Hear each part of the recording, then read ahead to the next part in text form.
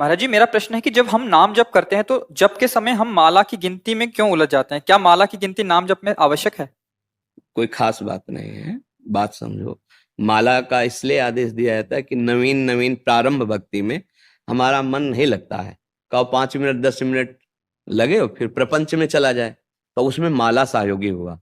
मन तो प्रपंच में जा रहा है पर हमारा मन का के साथ राधा राधा राधा और मन प्रपंच में घूम रहा है। ये प्रारंभिक स्थिति है। अब मन नहीं लग रहा, सुख नहीं मिल रहा, पर गुरु ने कहा है हमको 21 माला करनी है, 11 माला करनी, 50 माला करनी।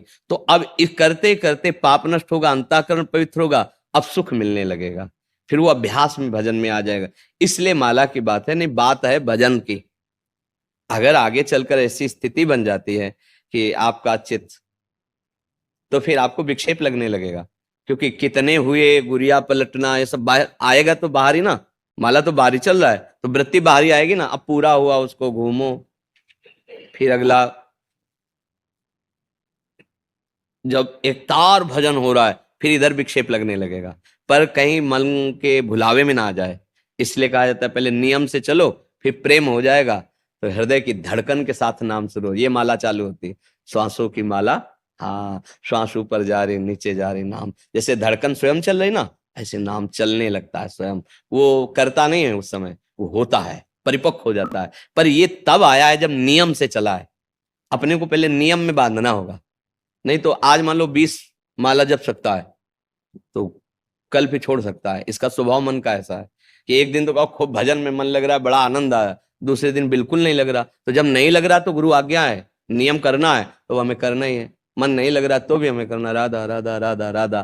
तो धीरे धीरे धीरे धीरे हमारा मन लगने लगेगा। ये प्रारंभिक साधन। अच्छा, किन्हीं किन्हीं महापुरुषों का होता है कि उसी में बहुत रुचि हो जाती है, फिर आजीवन माला से ही जपते रहते हैं।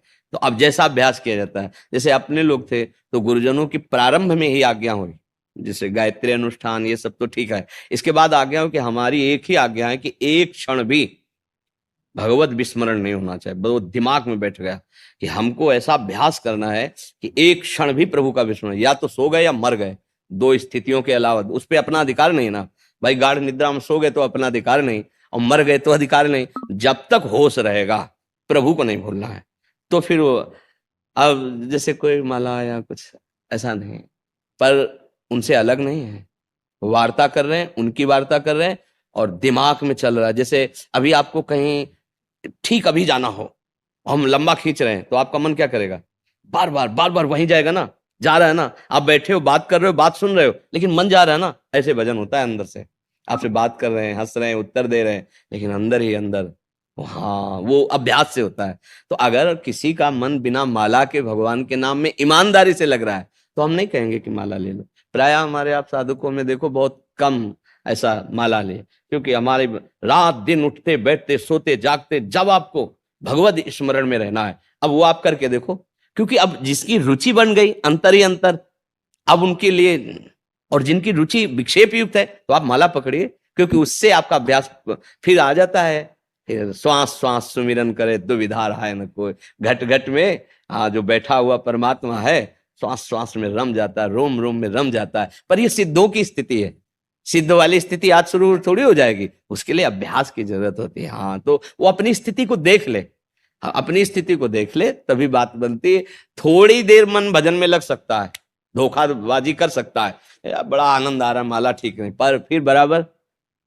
तो इसलिए उसको नियम में पहले बांधा जाता है, और नियम में बांधते बांधते जब वो प्रेम में डूब जाता है तब फिर नेम उसी में विलीन हो जाता है। अब क्या नहीं, अब उनके सिवा हमारा कोई है नहीं, उनके सिवा कोई चिंतन करने की हमारे अंदर वृत्ति ही नहीं रह गई, तो भगवदाकार हो गया ना। यही तो सब साधनों का फल था। तो अब ये आप लोग देख लीजिए, हमारा कोई आग्रह ही नहीं कि आप माला ही लीजिए, हमारा आग्रह है कि भजन हो।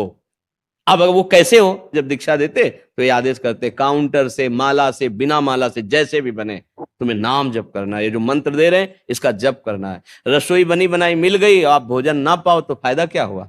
मान लो दीक्षा लिया, मंत्र लिया, उपासना का भाव, और आप करो कुछ ना तो फायदा क्या?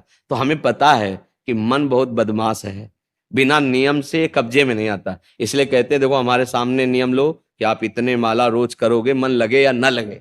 तो अब वो बात समझो आपकी आपकी स्थिति क्या है। अगर ईमानदारी से मन प्रभु में लग रहा है तो सबका फल यही है कि प्रभु में मन लगे। नहीं लग रहा तो जबरदस्ती लगाओ, माला के द्वारा लगाओ, कीर्तन के द्वारा लगाओ, जैसे बने वैसे। प्रभु में मन लगना ही मंगल। जी ने बताया है कि माला जाप करना क्यों आवश्यक है। अगर आपको ये वीडियो पसंद आई है तो मेरे चैनल को लाइक, शेयर एंड सब्सक्राइब करें। राधे राधे।